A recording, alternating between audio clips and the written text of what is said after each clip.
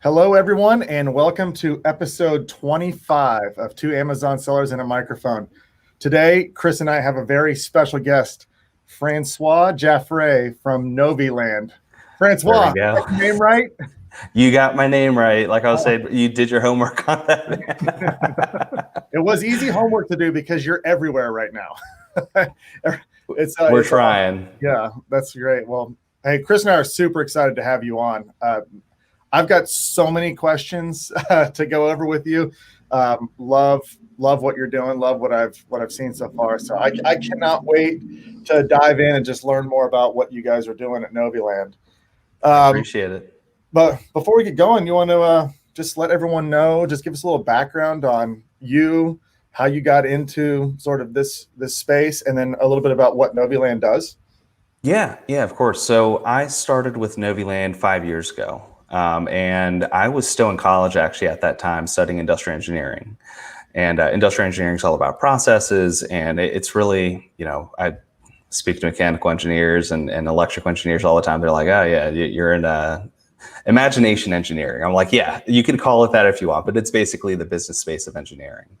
A large part of it is supply chain and manufacturing. And so when I got the opportunity to jump on board to this great startup and they told me the technology that they're building behind it, I was like, I have to get in.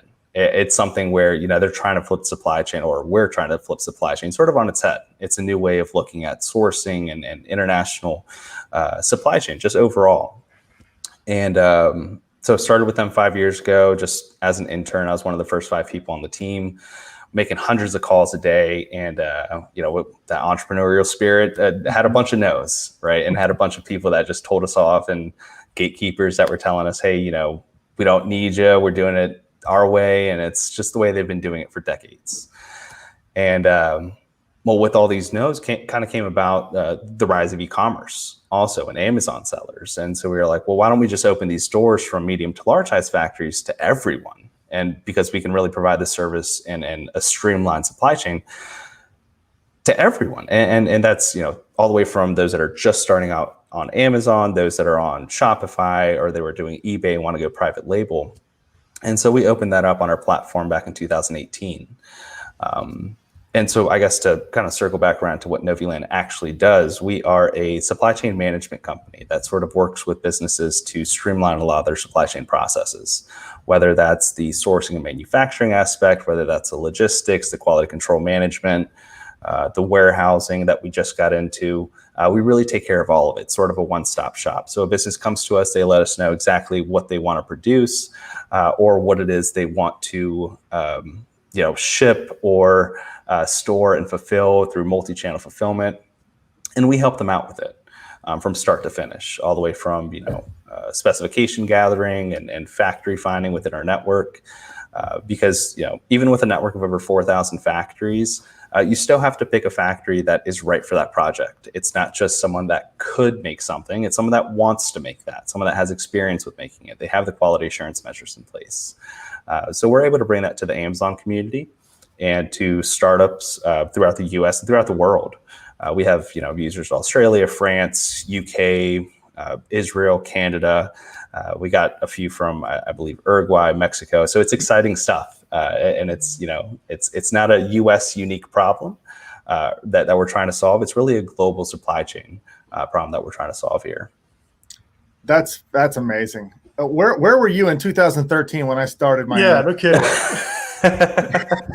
Yeah, I wish we really got into the Amazon space back then, but we were really focusing, just like a lot of other startups, trying to focus on the big fish and really trying to focus on enterprise and corporate companies, when it is something that can be presented to every size and every level of companies. Mm-hmm. I wish we were there, but we're here for you now. So hopefully we can have a quick chat after this. Oh, yeah. Well, so just from the perspective of a seller myself, so Chris and I are both Amazon sellers. Starting out especially, I got better at this, but starting out, the whole logistics aspect of it was by far the most intimidating to me. I mean, you're talking about terms that you just never deal with. You're talking about, talking to someone on the other side of the world, different language, getting, all these tariffs, duties, everything. It was overwhelming. kind of fought my way through it, a little bit. But that's what I want to talk a lot about today is just all the processes involved in the logistics for a seller. I mean, all the way from sourcing. I mean, I know you guys are working with factories and sourcing, but you're taking it all the way to the FBA centers. You guys are handling all that. And I think it just because it would help me out for sure, just to understand how you break down just the different steps of the overall process and the challenges of each one, and then maybe go into just sort of how Noviland solves that or organizes all that for a seller. Yeah, of course. So as you mentioned, it's all about starting with the sourcing. And so when you have a product, you start to find a manufacturer. You try to figure out, hey, has this manufacturer even worked with the Western culture? Are they primarily producing for Asia? Or because then you're also looking at different quality levels and different types of certifications overall.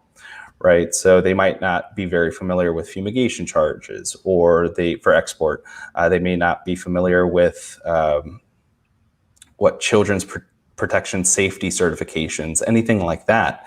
And so you have to find a trusted partner that can actually oversee those aspects for the export, just the export side of it.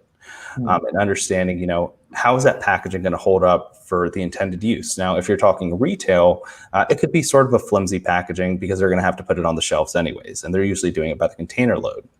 But when we're talking to Amazon sellers, you really have to optimize for those carriers that are going to be going to your house and just tossing the box at the door. Like, you have to protect that product, right?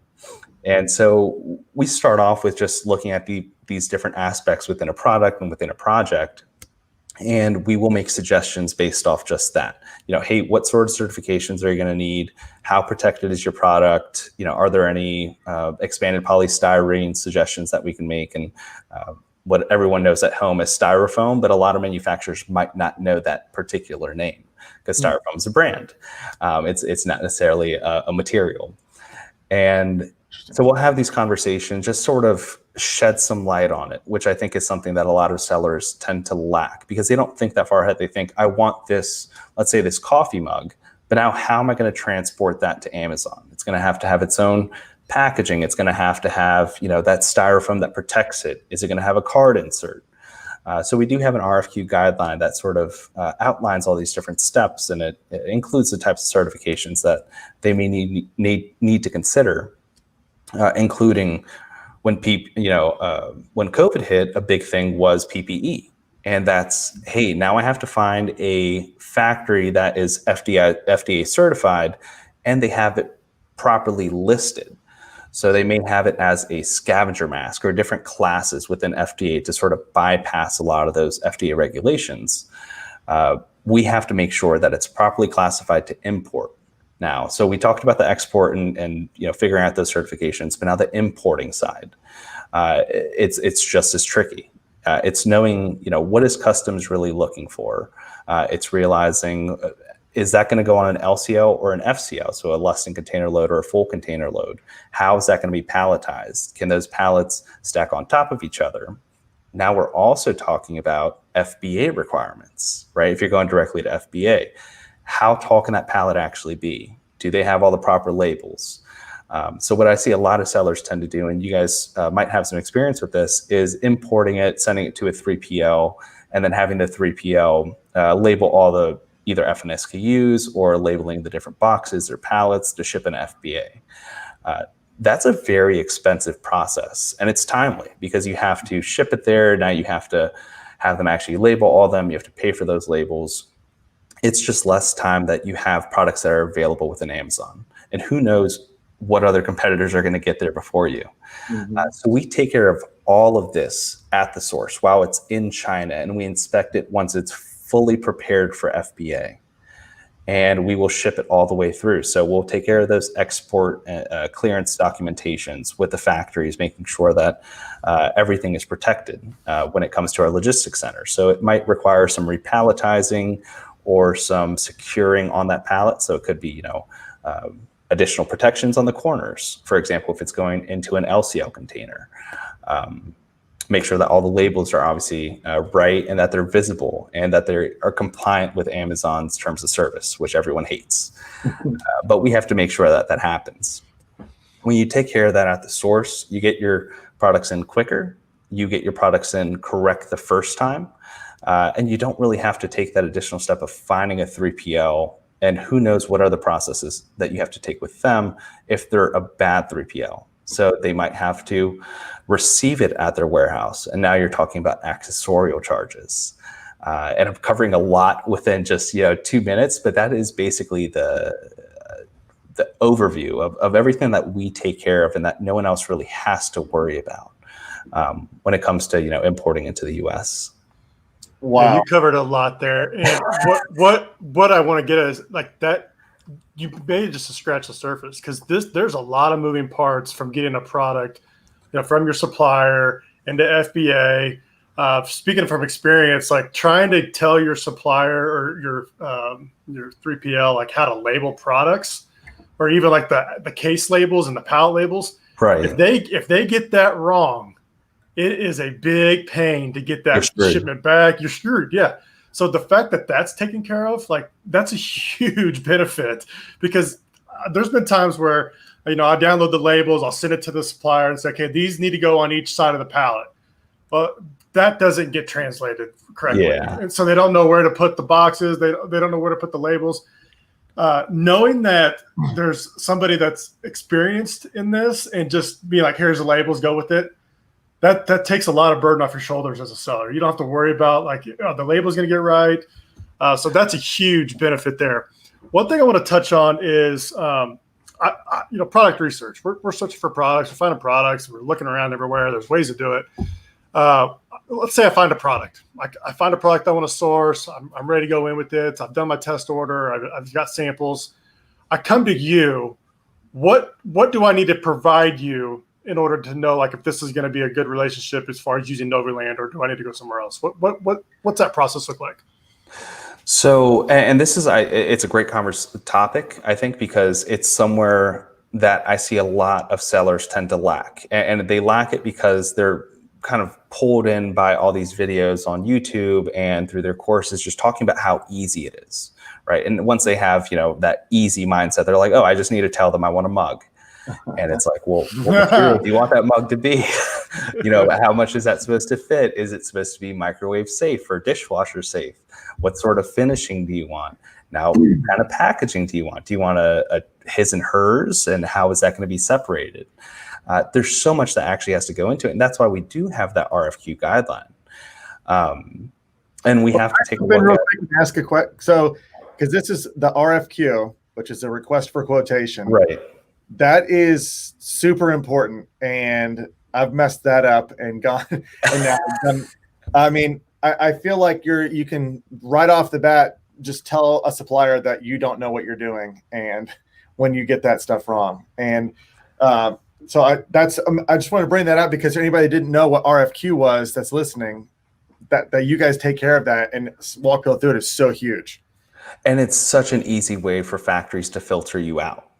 And that's one downfall that, again, a lot of sellers have because they don't realize, like, hey, I can cut out weeks of back and forth conversation, make the factory's life easier, basically when you're looking for this partner, and just give them all the requirements by investing 5 to 10 hours. Do your patent research, do the material research, reach out to your competitors, find out their materials if you have to.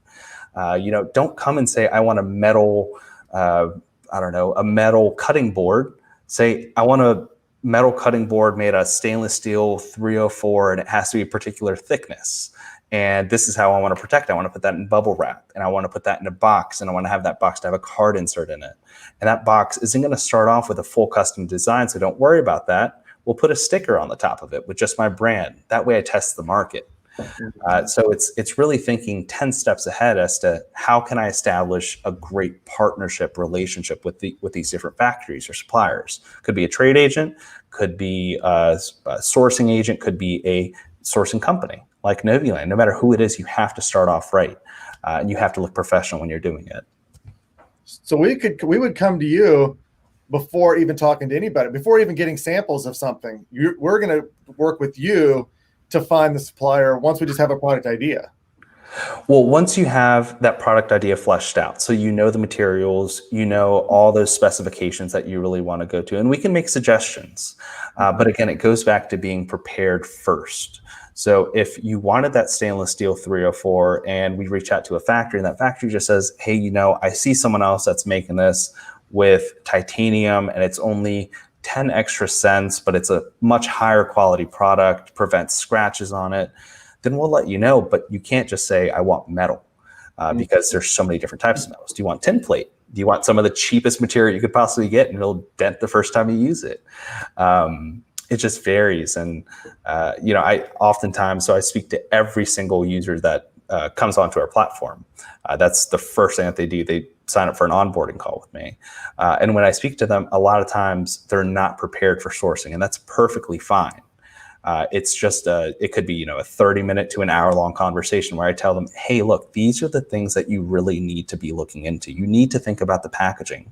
You need to think about the material. You need to think about the finishing.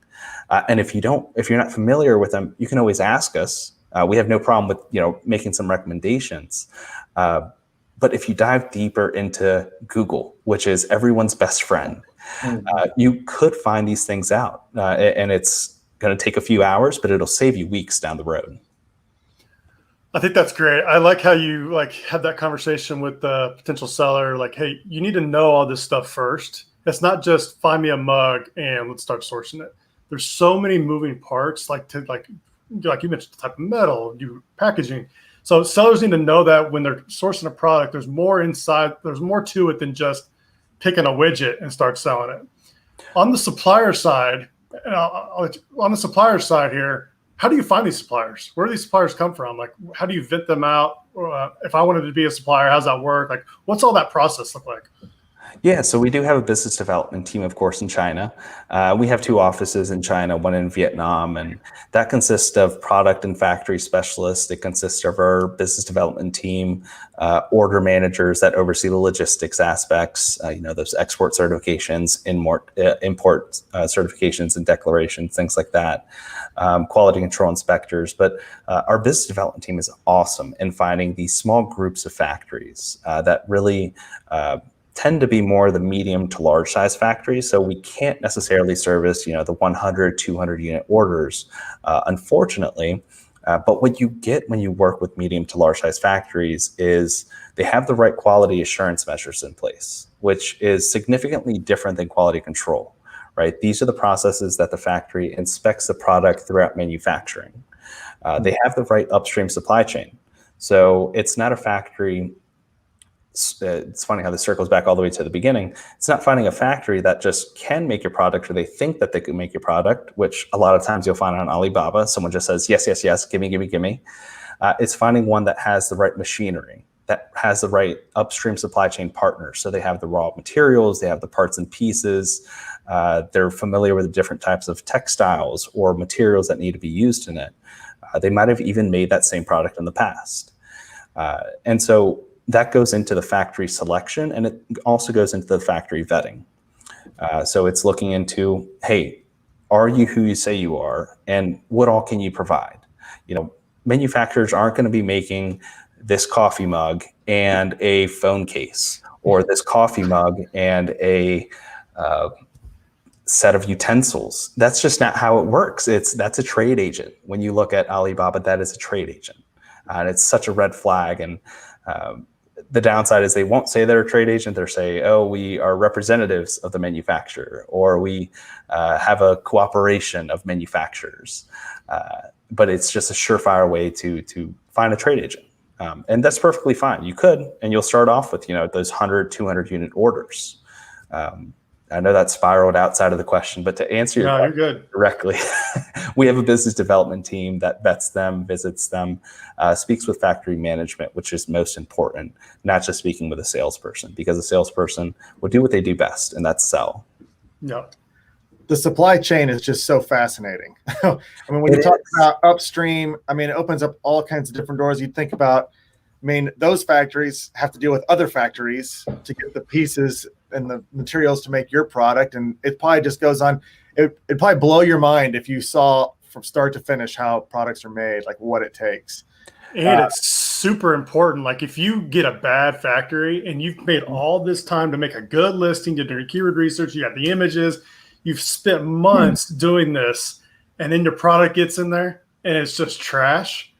It's like your knees are shot out from I underneath see you. that It's so awful. often, but it's really because they don't make that investment of finding a quality partner. They just, again, they find that first yes, that one that says yes to the 10% off, or the one that just says yes to every single question that you have and doesn't actually pay attention. They can't sort of regurgitate everything that you just said back to them.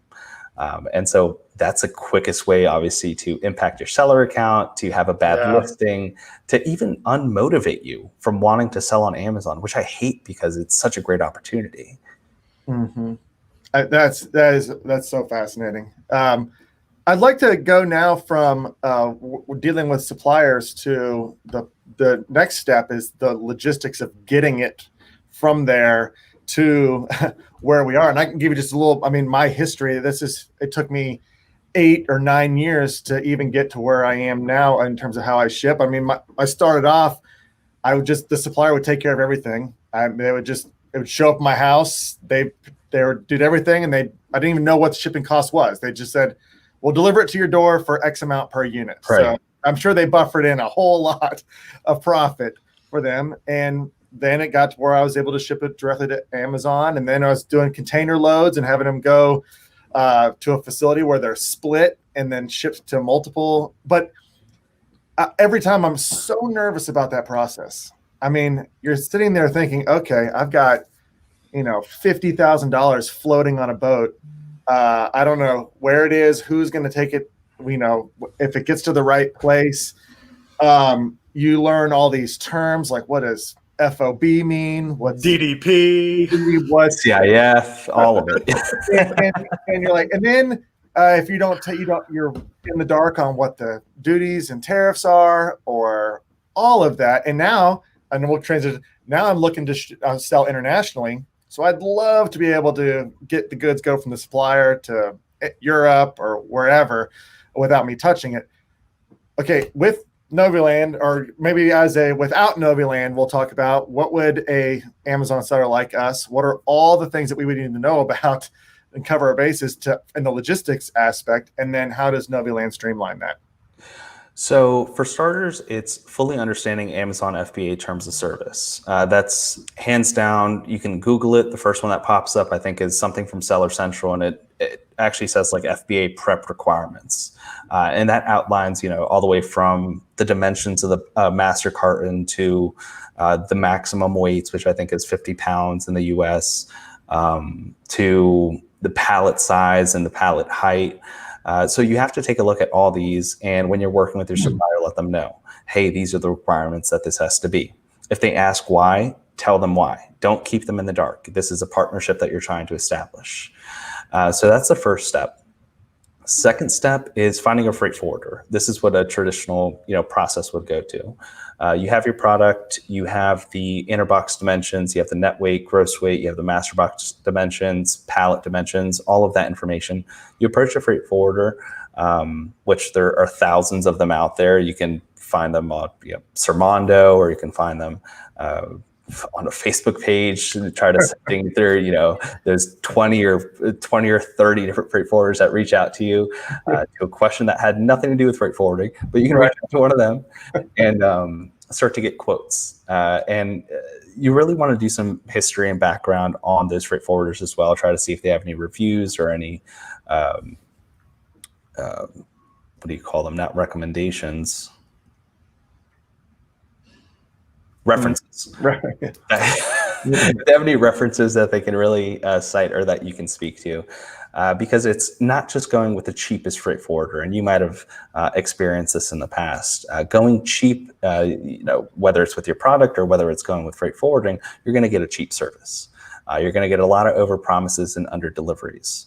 So it's going with someone that is more fair market value, that understands general rate increases, that understands those export and import certifications and requirements, that understands the most important part. I'm glad that you touched on it, is the HS code, and that they're properly classifying it, which is really up to you. The factory should be able to let you know what the HS code is, but it's all online. You can Google HTS code in Google, and you'll find a whole list. You just have to really know what your product is and how you're classifying it to import. Because the same product probably has 10 different HS codes. You have to pick the right one. It's all about how you're marketing it also. And so you reach out to that freight forwarder, you'll get quotes. Again, don't go with the cheapest one. Go with one that's more fair mid-market because you will encounter delays and rolled cargo. And again, this goes back to not having inventory available to sell. So every time that you have, a week lost because it doesn't go on the vessel, that's a week that another competitor has a chance to sell more and rank higher than you. Mm-hmm. So going with sort of that mid to upper level freight forwarder that might be more expensive but can provide you better quality service is really because what shipping carriers tend to do is they will look at containers, or they'll look at LCL shipments even, and they'll say, okay, I'll take the most expensive ones to come on my ship first. Now, when it gets closer to the ship out date, they'll say, well, you paid $3,500, but he paid $3,800. I'm going to take the $3,800 even though they booked it first. And it's all about that gate-in date. It's not about when you actually paid for it or took it to the port. It's when it gets gated into the port. And we plan on writing some pieces on this as well. But once that's gated in, that's when your products are secure. They're more guaranteed to get onto that ship. Making sure that the freight forwarder has proper insurance. And so always asking them, hey, are you insuring our products, or is it just the carrier's insurance? I've seen so many different shipments get lost from major corporations that should have a solid foundation on their logistics, but they sort of they look past it and they say, okay, that's it's just going to get shipped. It's perfectly fine. We'll receive it. And that freight forwarder should be booking that spot on the vessel at least, especially right now, at least 2 to 3 weeks in advance. So you don't want to reach out to them, the day that you're completing your quality control inspection.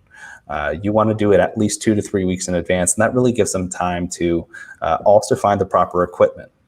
So finding that container, especially with 40-foot containers, right now, finding that container that your product can actually go on, especially when it's an LCL shipment, which most sellers actually start out with. Mm-hmm. Like, hey, is this going to fit in here? Do I have to unpalletize and then repalletize it when it gets to the US? Or if you're going with a full container load, just making sure that you have a 40-foot that can even be picked up at that factory or delivered to that factory to be loaded. So 2 to 3 weeks in advance. Definitely not going with the cheapest freight forwarder. Those are the two things that you should really be doing when you're looking for that freight forwarder. Then that freight forwarder also has to take care of export clearance and certifications. They'll be working with the factory for that. And they'll be working with the factory for coordinating with the trucking company, even in China, to pick it up. This is the part that gets very hard. And this is why there isn't enough transparency, which absolutely sucks. It's because it's such an antiquated system where they will still write down, hey, this is the container number for this client, and they'll literally have a clipboard with these written down next to them instead of putting in an Excel or any automated system. And so you're like, well, where's my shipment? You're like, it's on the vessel. And you're like, well, you told me that last week. When's it going to get to the US? And they have no clue. A big part of that is because of the lack of laptops, believe it or not.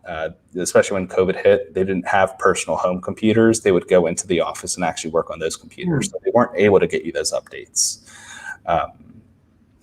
And so that's where the lack of transparency comes in. And then when it gets to the US, a hard part, particularly now, is scheduling delivery with trucking companies. So again, you go cheap, you get cheap. If you go with the cheapest one, they're going to find the cheapest trucking company in the US to actually deliver it to, whether it's an FBA location, whether it's to a 3PL warehouse, or whether it's to your house and you want to store it in your garage and ship it in, when you want. I see a lot of our users actually doing that nowadays. Mm-hmm. And it's definitely a viable way to do it. But, did they coordinate a lift gated truck, or do you have a dock? Most people don't have docks at their houses to be able to unload those pallets. So it's, again, having that freight forwarder that is going to be your partner, and you're paying for that. You're paying for a trusted partner that can make sure that you're taking care of every step of the way, and that they are going to coordinate it properly with the trucking company. and that the trucking company is going to schedule it appropriately. So you're not going to be charged with demurrage at the port itself. So if your container doesn't get picked up, you might have some experience with this. If your container doesn't get picked up at the port within, I think, 4 days, you start getting hit with like $100 or $200 charges every single day. And if they have to pre-pull it, which is a great option in Q4 and peak season to get your products quicker, but if they pre-pull it, that's another $150 charge that you maybe didn't plan for.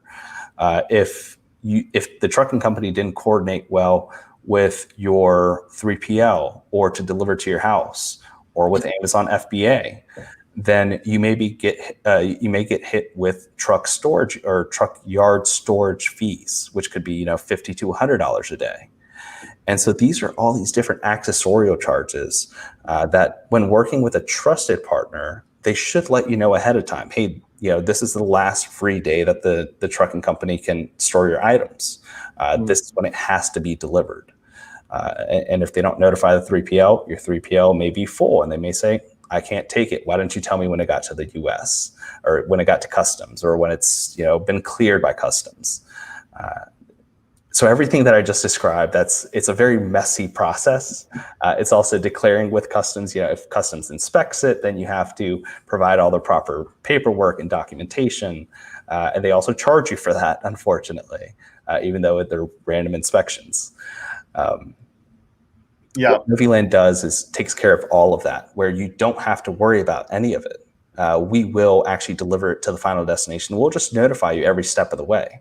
So it's like working with UPS or FedEx where, hey, I know I ordered something from Amazon. I know it's going to be delivered. Amazon let me know it's 10 stops away.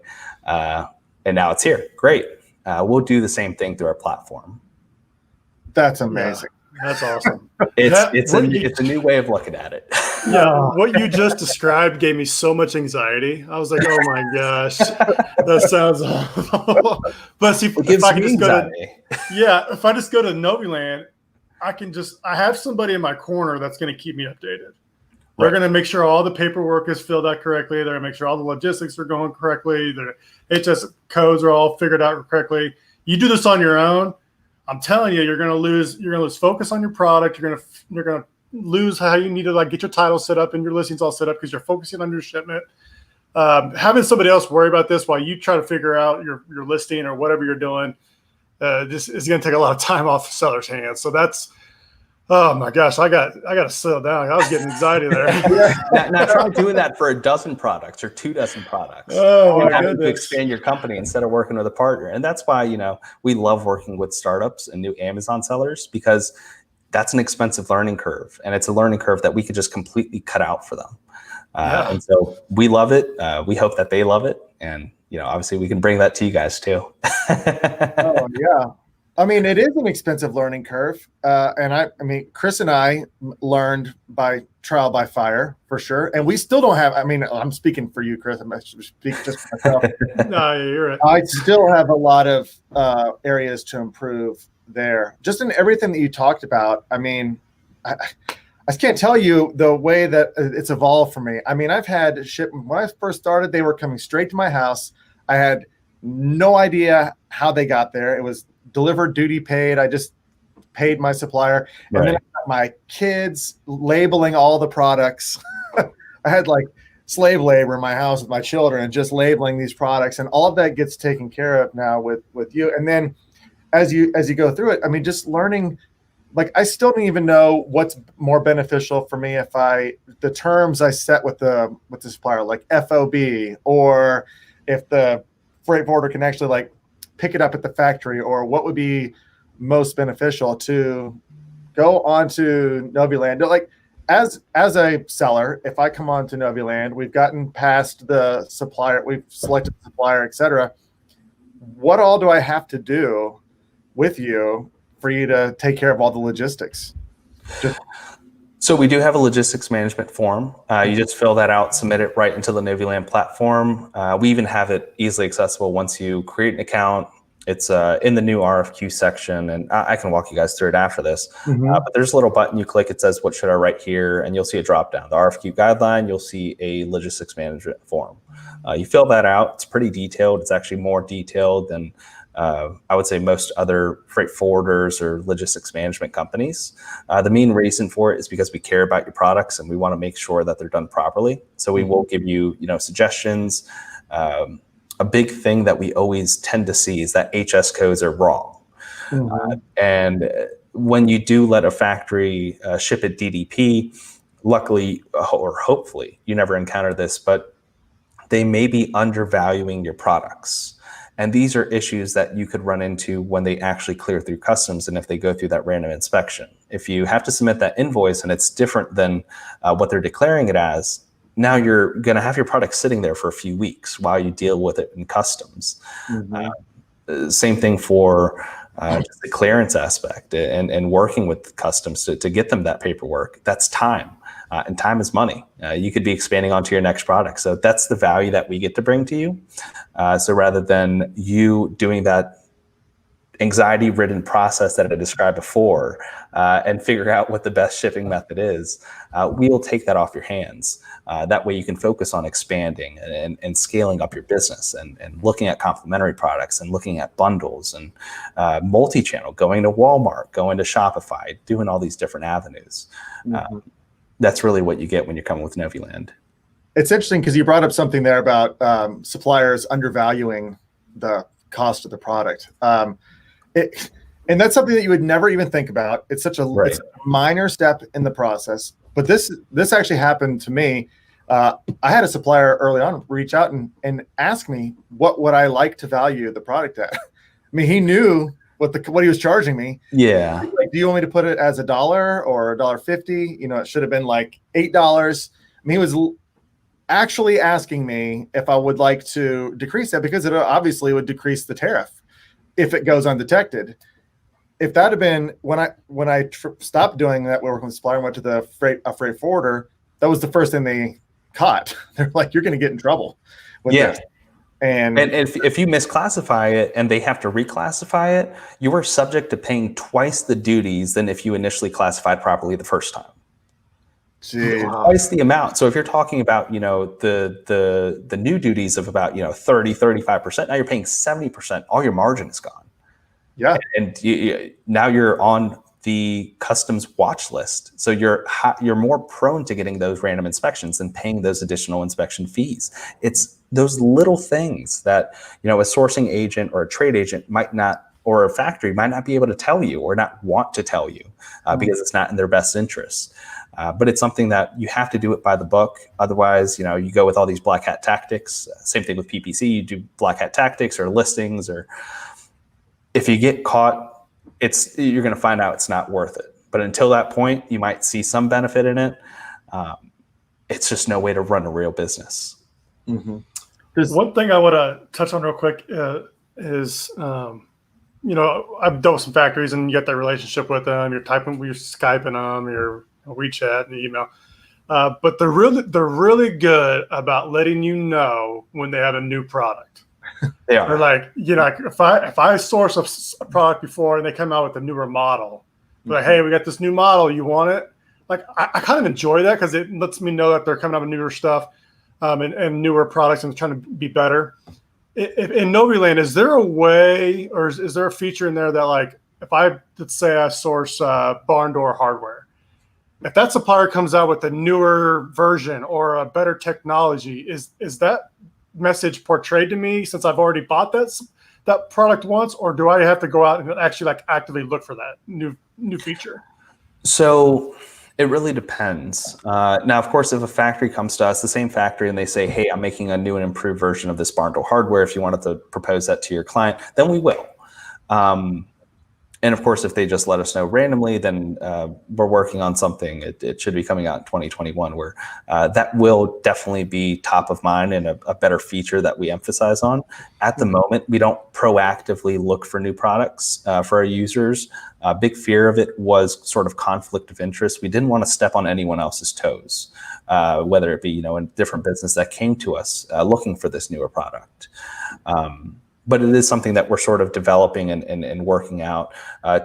It's funny that you mentioned that, though, because a lot of times factories do that, and a lot of times it's because a different person developed that product or they made those improvements. So it's not the factory, making their own product unless they're selling their own brand, but it doesn't tend to be them just proactively thinking, "Hey, how can I improve this?" It's someone else making those improvements and then them proposing it to you, or a trade agent proposing it to you. Interesting.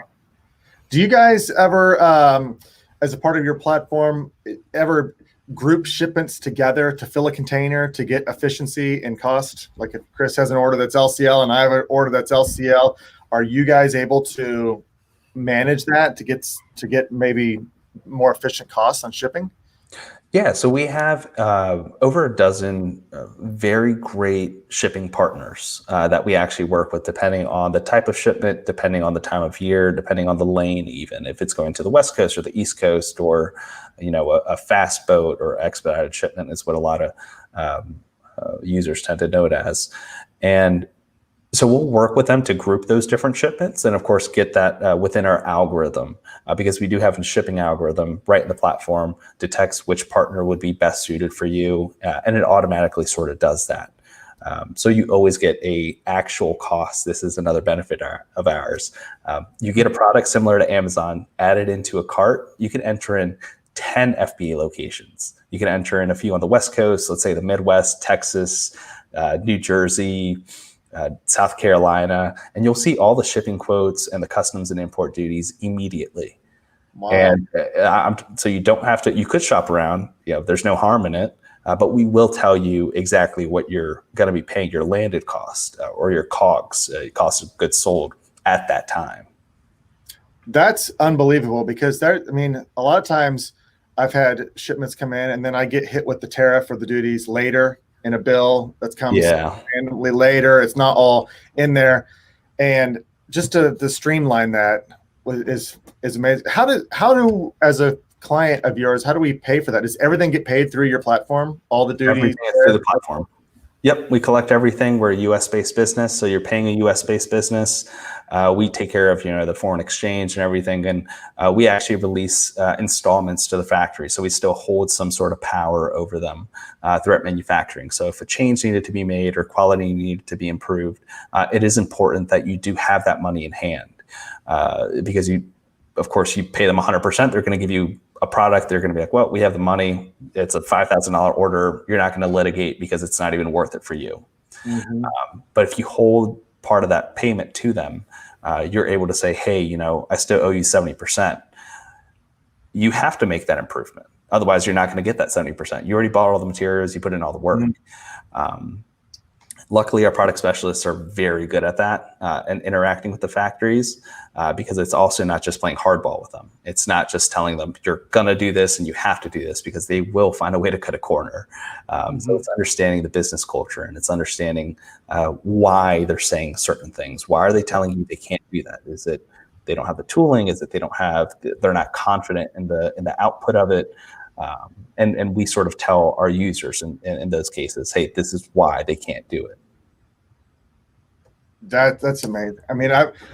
I cannot wait, because after this, you told us you're going to walk us through a little demo.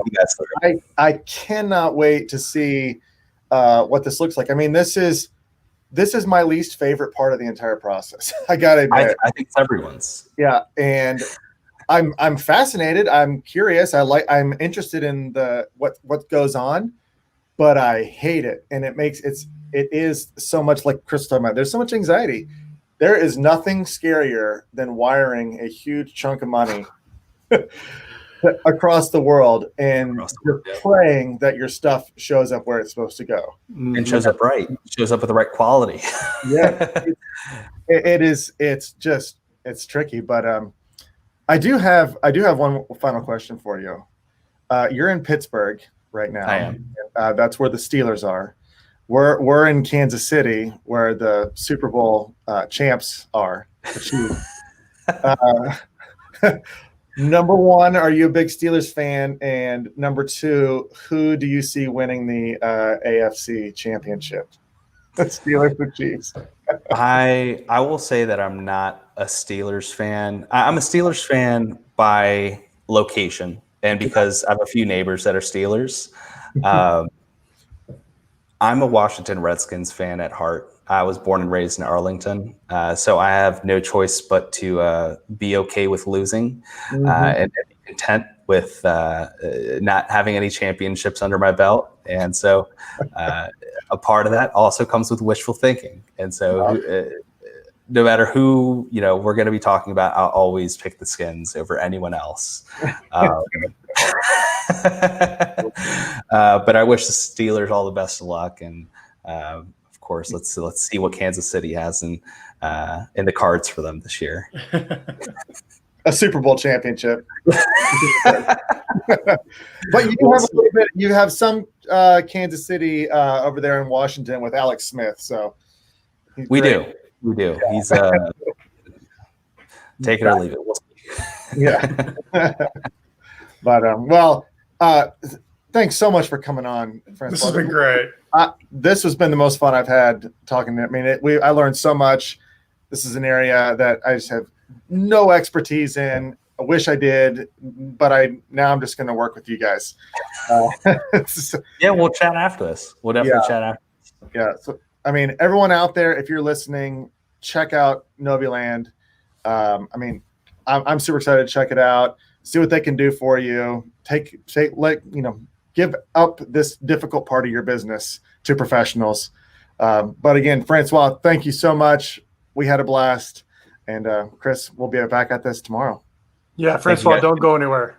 Yeah, we're doing this demo. You stay on here. See you guys. See you, everybody. Bye, guys.